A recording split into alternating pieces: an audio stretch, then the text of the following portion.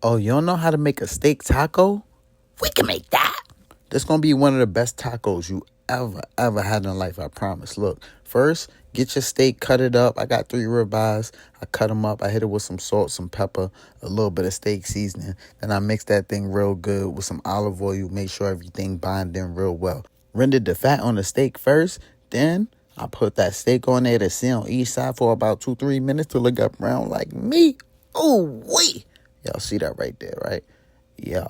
Don't overcook it right here. You want both sides to get brown, take it out. Hit it with some butter in that same pot. Keep all the seasoning. Hit it with some garlic paste. Then you're going to hit it with some more butter. Carrie's Gold to be exact. And some rosemary. Oh, my goodness. That smell in your house is going to be amazing. Throw all the steak back in. And look.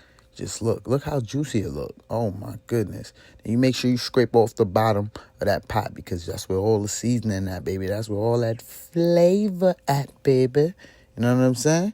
At this point, you just want to start making this guacamole. If you don't like guac on your taco, you're bugging, right? So we're going to get some fresh guac, some fresh avocado, break it down like a Zypack. Then look, once that thing mushy, you're going to throw up some chopped onions in there, and you're going to throw up some chopped tomatoes. Yeah.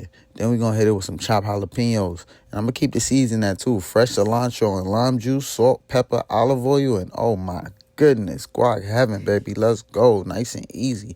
See that right there? Ooh, if your guac not looking like that, you need to do it over. And on top, I threw some cilantro and tortilla cheese and then got them tacos real nice and toasty. Then I started assembling the taco as I want, and I suggest you do the same. And now you know how to make a steak taco, baby. Oh, my goodness. See you on the next recipe.